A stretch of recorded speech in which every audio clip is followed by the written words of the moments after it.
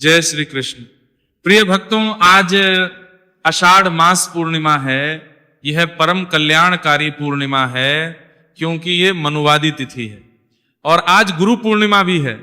मनुवाद तिथि की महिमा ऐसी है कि शास्त्र कहते हैं इस तिथि पर किया गया सदकर्म आपको अक्षय और अनंत पुण्य देता है।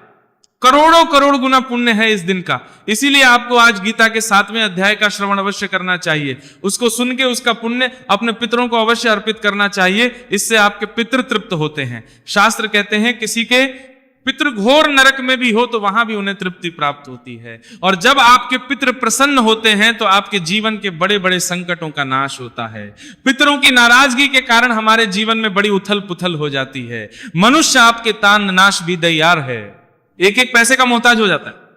अनेकों प्रयत्न करने के बाद भी उसे पैसा प्राप्त नहीं होता। बहुत प्रयत्न करने के बाद भी व्यापार चलता नहीं, नौकरी नहीं मिलती है, छूट जाती। अकारण पति पत्नी में क्लेश शुरू हो जाता है, लड़ाई झगड़े शुरू हो जाते हैं। इन सब का कारण पितृदोष या पितरों की नाराजगी हो सकती है। और इसका बड़ा ही सरल उपाय है कि आज जैसे मनुवादी तिथि है, पूर्णिमा जैसी तिथि है, ऐसे ही अवसरों पर आपको गीता के 7वें अध्याय को सुन के उसका पुण्य पितरों को अर्पित करना चाहिए और जल तर्पण करना चाहिए। तो आइए पाठ आरंभ करेंगे। आपसे निवेदन है कि ये गीता के 7वें अध्याय का वीडियो है तो एक बार लाइक अवश्य कर दीजिएगा। परमेश्वर वासुदेव कृष्ण आपके पितरों को गोलोक धाम में वास दें, इसके लिए कमेंट बॉक्स में अवश्य लिखिएगा जय श्री कृष्ण या ओम नमो भगवते वासुदेवाय। आप देख रहे हैं ओम साधना टीवी, ज्योतिष संस्थान का प्रतिष्ठित यूट्यूब चैनल ओम साधना टीवी। धार्मिक चैनल पर नए हैं और सभी व्रत त्योहार की सही शास्त्रीय जानकारी पाते रहना चाहते हैं तो चैनल को सब्सक्राइब कीजिए, क्योंकि ये एक प्रतिष्ठित ज्योतिष संस्थान का चैनल है। यहाँ सभी जानकारियां ज्योतिष शास्त्र और पंचांग पर आधारित होती है। पुराणों में वर्णित महत्व में सुनाते हैं, कथाएं सुनाते हैं। आप इसका लाभ लें, सब्सक्राइब करें और वहां एक घंटी का निशान बना हुआ आता है, उसको अवश्य दबाएं, तब आपको हमारे सारे वीडियो मिलेंगे, अन्यथा आपसे जानकारी छूट जाएगी। आइए प्रिय भक्तों, पाठ आरंभ करते हैं। प्रातः काल स्नान आदि करके स्वच्छ वस्त्र धारण करके एक लौटा लीजिए तांबे का। उसमें पहले थोड़ा सा गंगा जल भरिए, फिर शुद्ध जल भरिए। थोड़े से काले तिल डालिए, एक पत्ता तुलसी का डालिए। आसन लगाइए, दक्षिण दिशा की ओर मुख करके बैठ जाइए, लोटे को सामने रखिए और फिर गीता के 7वें अध्याय का श्रवण कीजिए। सुनिए, गीता का 7वां अध्याय हम पाठ आरंभ करते हैं, क्योंकि कैसे करना है, उसका पुण्य कैसे पितरों को अर्पित करना है, ये पाठ के बाद की क्रिया है। तो पाठ के बाद आपको बताएंगे और कैसे इस जल से तर्पण करना है, मंत्र सहित, ये भी पाठ के बाद की क्रिया है। इसीलिए पाठ के बाद आपको मंत्र सहित अर्पण भी करवाएंगे। अब आप लोटे में सभी सामग्री डालिए, आसन लगा के बैठ जाइए। हम भगवान श्री कृष्ण का ध्यान करते हुए गीता के 7वें अध्याय का पाठ आरंभ करते हैं। अथ श्रीमद् भगवद गीतासु उपनिषत्सु ब्रह्म विद्याया योग शास्त्रे श्री कृष्णार्जुन संवादे ज्ञान विज्ञान योगो नाम सप्तमो विद्यायः प्रारंभ। श्री कृष्ण बोले कि हे अर्जुन, अनन्य प्रेम से मुझमें अशक्त चित्त तथा अनन्य भाव से मेरे परायण होकर योग में लगा हुआ तू जिस प्रकार से संपूर्ण विभूति, बल, ऐश्वर्य आदि गुणों से युक्त सबके आत्मरूप मुझको संशय रहित जानेगा, उसको सुन कहते हैं कि हे अर्जुन, तुम्हारा मेरे प्रति जो प्रेम है ये आगाढ़ है। तुम पूर्ण से मेरे परायण होकर मेरी भक्ति करते हो। तुम्हारा मेरे प्रति जो प्रेम है, इसी के कारण आज मैं जो तुम्हें ज्ञान देने जा रहा हूं वह ऐसा ज्ञान है जिसको जान लेने के बाद इस संसार में कुछ और जानने के लिए शेष ही नहीं रह जाएगा।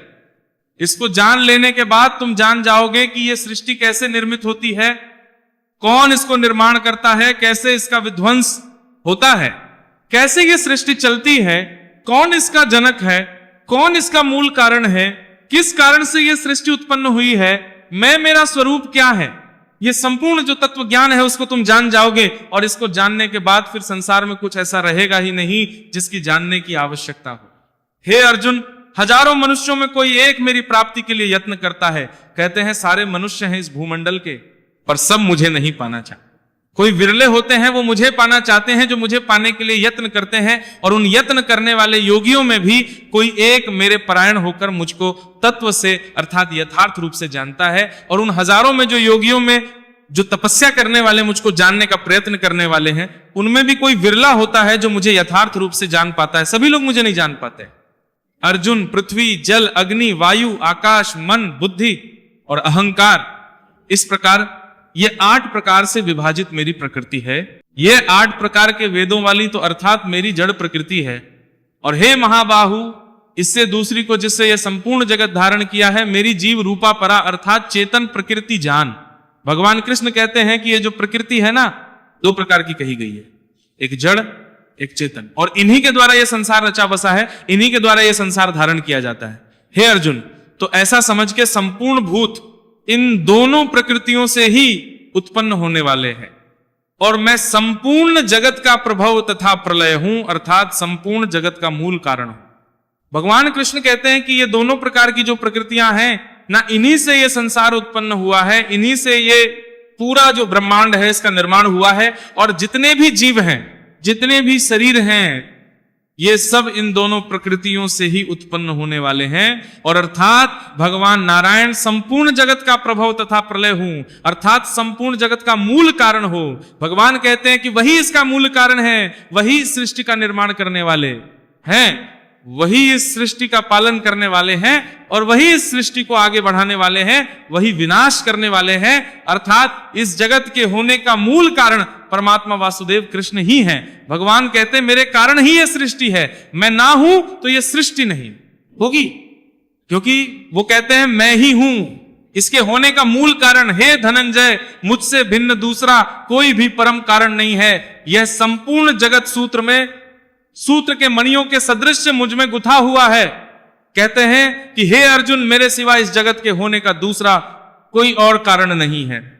ये पूरा संसार एक सूत्र में के मुझ में ही हुआ है। जैसे मणियों को एक सूत्र में पिरो दिया जाता है, वो एक दूसरे से गुत्थी रहती है, उसी प्रकार से ये पूरा का पूरा संसार भगवान कृष्ण में ही समाया हुआ है, उन्हीं में गुत्था हुआ है। अगर वो ना हो तो ये संसार होगा ही नहीं। हे अर्जुन, मैं जल में रस हूं, चंद्रमा और सूर्य में प्रकाश हूं, संपूर्ण वेदों में ओंकार हूं, आकाश में शब्द और पुरुषों में। भगवान कृष्ण कहते हैं कि जो चंद्रमा और सूर्य चमकते हैं, उनमें जो प्रकाश है वो मेरे होने के कारण ही है। मैं ही उन्हें प्रकाश देता हूं जिससे वो प्रकाशित होते हैं। जल जिसका मूल तत्व है, उसका रस भगवान कृष्ण कहते हैं, उसका जो रस है वो भी मैं ही हूं, मेरे होने से ही जल में रस है। संपूर्ण वेदों में ओंकार हूं, और ओम जिस ओंकार की पूजा होती है, जिस ओंकार की चर्चा होती है, जो सभी पुराणों में वर्णित है, सभी वेदों में वर्णित है, वो ओंकार भी कोई और नहीं, भगवान वासुदेव ही है। आकाश में शब्द और पुरुषों में पुरुषत्व, आकाश में जो शब्द गुंजायमान होते हैं वो भी नारायण के होने के कारण ही है, और पुरुषों में जो पुरुषत्व होता है वह पुरुषतत्व भी भगवान वासुदेव के होने के कारण है। कहते हैं, भगवान कृष्ण कहते हैं कि अर्जुन, मैं पृथ्वी में पवित्र गंध हूं। पृथ्वी का जो मूल तत्व है वो उसकी सौंधी सौंधी खुशबू है, उसकी गंध है, वो गंध परमात्मा वासुदेव के कारण ही पृथ्वी में है। और अग्नि में तेज हूं, अग्नि का जो जलाता है वह तेज किसी और के होने से नहीं, वरण वासुदेव के कारण ही है।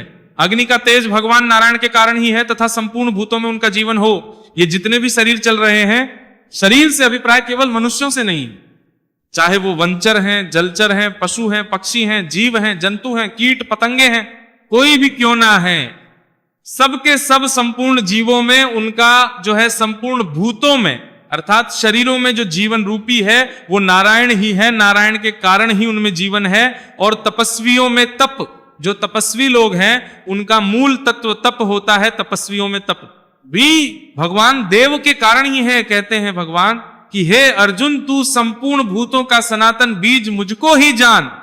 इस संसार में जितने भी जीव हैं या जितने भी शरीर हैं, उन सब का मूल बीज भगवान वासुदेव कृष्ण ही है। मैं बुद्धिमानों की बुद्धि और तेजस्वियों का तेज हूं। कहते हैं कि बुद्धिमानों में जो कुशाग्र बुद्धि होती है वो भगवान वासुदेव के कारण ही है, और तेजों में जो तेज होता है वो तेज भी भगवान कृष्ण के होने से ही है। कहते हैं संपूर्ण भूतों का सनातन बीज वह होता है जिससे कोई फसल उत्पन्न होती है। बीज के होने के कारण ही उसके बाद की पूरी पैदाइश होती है। तो इस पृथ्वी पर हम मनुष्यों के होने का या संपूर्ण सनातन भूतों का अर्थात जितने भी शरीर चल रहे हैं, चाहे वो किसी भी योनि के क्यों ना हो, उन सब का मूल बीज ही है। उनके होने से ही ये सब जीव है, अन्यथा कुछ ना हो। हम हे भरत श्रेष्ठ, मैं बलवानों का आसक्ति और कामनाओं से रहित बल अर्थात सामर्थ्य हूं, और सब भूतों में धर्म के अनुकूल अर्थात शास्त्र के अनुकूल काम हूं। भगवान कृष्ण कहते हैं कि बलवानों में जो आसक्ति और कामनाओं से रहित बल होता है ना, सामर्थ्य होता है, वो भी मेरे होने के कारण ही है, और शास्त्र के अनुकूल जो काम है वो भी मेरे होने के कारण ही है। भगवान कृष्ण कहते हैं और भी जो सत्वगुण से उत्पन्न होने वाले भाव हैं और जो रजोगुण से होने वाले भाव हैं तथा तमोगुण से होने वाले भाव हैं, उन सबको तू मुझसे ही होने वाले हैं ऐसा जान, परंतु वास्तव में उनमें मैं और वे मुझ में। भगवान श्री कृष्ण कहते हैं कि सतगुण से जो उत्पन्न होने वाले भाव हैं, चाहे वो रजोगुण से उत्पन्न होने वाले भाव हो, चाहे तमोगुण से होने वाले भाव हो, वो सब मुझसे ही उत्पन्न होने वाले ऐसा जाना जाता है। परंतु सत्यता यह है कि ना तो वो तीनों भाव मेरे भीतर हैं, सत रज तम, ये तीनों गुण भगवान में विद्यमान नहीं होते, और ना ही इन तीनों गुणों में परमेश्वर विद्यमान रहते हैं, क्योंकि गुणों के कार्य रूप सात्विक, राजस और तामस, इन तीनों प्रकार के भावों से ये सारा संसार प्राणी समुदाय मोहित हो रहा है। इसलिए इन तीनों गुणों से परे मुझ अविनाशी को नहीं जानता। भगवान कहते हैं कि ये जो मनुष्य है ना, ये सत रज तम इन तीनों गुणों के प्रभाव से प्रभावित है और इतना मोहित हो गया है कि ये मुझ अविनाशी परमेश्वर को जानता ही नहीं है, इनको पता ही नहीं है, क्योंकि मैं इन तीनों गुणों से परे हूं। और ये जो मनुष्य है ये सदा सत रज और तम में ही डूबा रहता है। ये तीनों गुण है ही इस प्रकार के जो इस समाज को मोहित करके रखते हैं। क्यों मोहित करके रखते हैं? भगवान कहते हैं क्योंकि ये अलौकिक अर्थात अति अद्भुत त्रिगुण में ही मेरी माया बड़ी तो स्तर है। कहते हैं कि ये जो तीन गुणों वाली मेरी माया है ना, ये बड़ी कठोर है, ये मनुष्य को जाल से बाहर ही नहीं आने देती। ये इन तीन गुणों वाली माया को पूर्ण रूप से इसके नियंत्रण में मनुष्य रहता है, और ये तीन गुणों वाली जो माया है ये मनुष्य के मन को मोह के रखती है। परंतु जो पुरुष केवल मुझको ही निरंतर भजते हैं वे इस माया को उल्लंघन कर जाते हैं, अर्थात संसार से तर जाते हैं। भगवान श्री कृष्ण कहते हैं कि फिर भी जो मनुष्य इस माया से परे हो जाता है, जो इस माया से बाहर निकल जाता है, वो मुझे भज लेता है, और जो मुझे भज लेता है वो निश्चित रूप से इस माया से पार पा जाता है और इस संसार से तर जाता है, अर्थात उसका उद्धार हो जाता है। भगवान कहते जो तीन गुणों वाली माया है, इससे बाहर निकलने का हल भी मैं हूं। जो मनुष्य मुझे भज लेता है उस मनुष्य पर इस माया का कोई प्रभाव नहीं पड़ता, और वह मनुष्य इस संसार से तर जाता है, अर्थात जन्म मृत्यु के चक्र से मुक्त हो जाता है, माया के द्वारा जिनका ज्ञान हरा जा चुका है। ऐसे असुर स्वभाव को धारण किए हुए, अर्थात जिन मनुष्यों का ज्ञान माया के द्वारा हर लिया जाता है, जिन पर माया का प्रभाव हो जाता है, उनका स्वभाव असुरों के जैसा हो जाता है, और असुरों के जैसा स्वभाव हो जाने कारण ऐसे मनुष्य नीच कर्म करते हैं, दूषित कर्म करते हैं, और नीच दूषित कर्म करने वाले भगवान नारायण को नहीं भजते। हे भरतवंशियों में श्रेष्ठ अर्जुन, उत्तम कर्म करने वाले अर्थार्थी, अर्थ जिज्ञासु और ज्ञानी, ऐसे चार प्रकार के भक्तजन मुझे भजते हैं। भगवान यहां अपने भक्तों की विशेषता बताए कि चार प्रकार के उनके भक्त हैं जो मुझे भजते हैं, और उनमें नित्य मुझ में एक ही भाव से स्थित अन्य प्रेम भक्ति वाला ज्ञानी भक्त अति उत्तम है, क्योंकि मुझको तत्व जानने वाले ज्ञानी को मैं अत्यंत प्रिय हूं और वह ज्ञानी मुझे अत्यंत प्रिय है। कहते हैं यह सभी उदार हैं, परंतु ज्ञानी तो साक्षात मेरा ही स्वरूप है, ऐसा मेरा मत है, क्योंकि वह मदगत मन बुद्धि वाला ज्ञानी भक्त अति उत्तम गति स्वरूप मुझ में अच्छी प्रकार से स्थित है। बहुत जन्मों के अंत के जन्म में तत्व ज्ञान को प्राप्त पुरुष सब कुछ वासुदेव ही है, इस प्रकार मुझको है वह महात्मा अत्यंत दुर्लभ है। कहते हैं कि इस जीवात्मा के हजारों जन्म होते हैं, हजारों जन्मों के बाद भी कोई एक ही जीवात्मा होती है, वह मुश्किल से बिरली जीवात्मा होती है जो इस तत्व ज्ञान को प्राप्त कर पाए कि इस सृष्टि के कर्ता धर्ता रचयिता सब कुछ वासुदेव ही है। उन भोगों की कामना द्वारा जिनका ज्ञान हरा जा चुका है, वे लोग अपने स्वभाव से प्रेरित होकर उस नियम को धारण करके अन्य देवताओं को भजते हैं, अर्थात पूजते हैं। और जो सकाम भक्त जिस देवता के स्वरूप को श्रद्धा से पूजना चाहता है, उस भक्त की श्रद्धा को मैं उसी देवता के प्रति स्थिर कर देता हूं। ध्यान दीजिएगा, यहां पे भगवान नारायण कहते हैं कि उन भोगों के कामना द्वारा जिनका ज्ञान हरा जा चुका है। कहते हैं कि ये तीन गुणों वाली माया है ना, इसके प्रभाव से होता क्या है कि मनुष्य कामनाओं की पूर्ति में ही लगा रहता है। मनुष्य की इच्छाएं बदलती है, मनुष्य की इच्छाएं बहुत होती हैं, अनेकों इच्छाएं होती हैं, उन्हीं को हम कामना कहते हैं। और मनुष्य केवल अपनी कामना की पूर्ति चाहता है। पहले कहता है इतना धन हो उतना मिल जाए, फिर उतना धन हो। अभी मुझे छोटा मकान है, बड़ा मकान चाहिए, छोटी गाड़ी या बड़ी गाड़ी चाहिए, मुझे इस पद पे हूं, मैं इस पद पे पहुंचना है, बच्चे हैं, उन अपना ही बचपन से ही उनका लग जाता है। जो मनुष्य के बच्चे भी हैं तो उनके भीतर भी वही माया है, उनको भी सिर्फ अपनी कामनाएं पूरी करनी है, इच्छाएं हैं, सबकी इच्छाएं अनेक हैं, और इच्छाओं की पूर्ति करने के लिए वो मनुष्य अन्य देवताओं को भजता है। जब आपकी इच्छाएं हैं तो आप प्रयास करते हैं, फिर कोई कहता है इस देवता को भजो आपकी ये इच्छा पूरी हो जाएगी, दूसरा कहता है ना ना इस देवता को भजो इससे आपकी ये इच्छा पूरी हो जाएगी। तो इच्छाओं की पूर्ति कराने के लिए मनुष्य अन्य अन्य देवताओं को भजता रहता है। आप देखते होंगे होता भी यही है, कोई उस दर पे जा रहा है, कोई उस दर पे जा रहा है, जो जैसे बता रहा है। और क्यों जा रहा है मनुष्य? क्योंकि उसकी इच्छाएं बहुत हैं, परेशानियां बहुत हैं। तो इच्छाओं की पूर्ति, कामनाओं की पूर्ति के लिए मनुष्य दर दर पे जाता है और उन्हीं देवताओं को भजने लगता है। फिर भगवान कहते हैं कि जो जो भक्त जिस जिस देवता के स्वरूप को पूजता है श्रद्धा के साथ, उस भक्त की श्रद्धा को मैं उसी के प्रति स्थिर कर, तो भगवान कहते हैं कि वो कुछ ऐसा करते हैं जिससे कि फिर आपकी श्रद्धा उसी भगवान में और अधिक बढ़ जाती है। ऐसा क्या करते हैं भगवान? जिससे कि आपकी श्रद्धा उसी भगवान में बढ़ जाती है। कहते हैं वह पुरुष श्रद्धा से युक्त होकर उस देवता का पूजन करता है और उस देवता से मेरे द्वारा ही विधान किए हुए उन इच्छित भोगों को निसंदेह प्राप्त करता है। कहते हैं कि आप एक उदाहरण देता हूं कि आपने अमुक देवता को भजन, आपने कोई कामना रखी कि प्रभु मेरी ये इच्छा है, इसको पूर्ण कर दीजिए। भगवान कहते हैं कि उसका विधान मैं ही करता हूं। विधान से भी प्राय है कि उसकी पूर्ति मेरे द्वारा ही लिखी गई होती है, पर मैं देता हूं उसको उस देवता के माध्यम से। तो इससे आपकी भक्ति उस देवता में और बढ़ जाती है, क्योंकि आपने उस देवता से वो चीज मांगी, अब वो इच्छा आपकी पूरी हो गई। तो आपको तो यही लगेगा इस देवता ने मेरी ये इच्छा पूरी की है, आप उसकी और अधिक भक्ति आरंभ कर देते हैं। यही करते हैं नारायण। वो कहते हैं कि मैं उस देवता के प्रति उसकी श्रद्धा को और बढ़ा देता हूं, जबकि सच्चाई यह है कि उसकी इच्छा की पूर्ति तो मेरे द्वारा ही विधान की गई होती है। भगवान कहते हैं परंतु उन अल्प बुद्धि वालों का वह फल नाशवान है तथा वे देवताओं को पूजने वाले देवताओं को प्राप्त होते हैं। मेरे भक्त चाहे जैसे ही बजे, अंत में वे मुझे ही प्राप्त होते हैं। भगवान कृष्ण कहते हैं कि ये जो कामनाओं में डूबे हुए मनुष्य है ना, इनकी बुद्धि अल्प है, इनको पता ही नहीं है जिन कामनाओं की पूर्ति के लिए प्रयत्न करता रहे हैं, अरे वो आज नहीं तो कल नष्ट हो जानी है। फल तो मिल रहा है उनको, पर वो फल आज नहीं तो कल नष्ट हो जाना है। आप किसी पद पे गए, आज नहीं तो कल रिटायर हो गए। आपने किसी वस्तु की इच्छा करी, आपको वस्तु मिल गई, पर वो वस्तु आज नहीं तो कल आपसे छूट जानी है। और वो जो देवताओं को पूजने वाले भक्त हैं ना, देवताओं को ही प्राप्त होते हैं, पर भगवान नारायण के भक्त चाहे जैसे ही बजे, अंत में वे भगवान नारायण को प्राप्त हो जाते हैं और उनका उद्धार हो जाता है, क्योंकि वे जन्म मरण के चक्र से छूट जाते हैं। मेरे अनुत्तम अविनाशी परम भाव को न जानते हुए मन इंद्रियों से परे मुझे सच्चिदानंद अंधन परमात्मा को मनुष्य की भांति जन्म कर व्यक्ति भाव को प्राप्त हुआ मानते हैं, अपनी योग माया से छिपा हुआ। मैं सबके प्रत्यक्ष नहीं होता, इसीलिए यह अज्ञानी जन समुदाय मुझे जन्म रहित अविनाशी परमेश्वर को नहीं जानता, अर्थात मुझको जन्मने मरने वाला समझता है।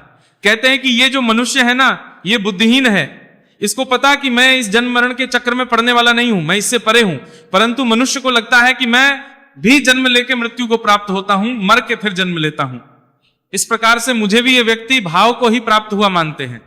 भगवान कहते हैं कि अपनी योग माया से मैं सबके प्रत्यक्ष नहीं आता, इसीलिए ये जो अज्ञानी जन समुदाय है मुझे जन्म लेके रहित अविनाशी परमेश्वर को नहीं जानता, अर्थात मुझको भी मरने वाला ही समझता है।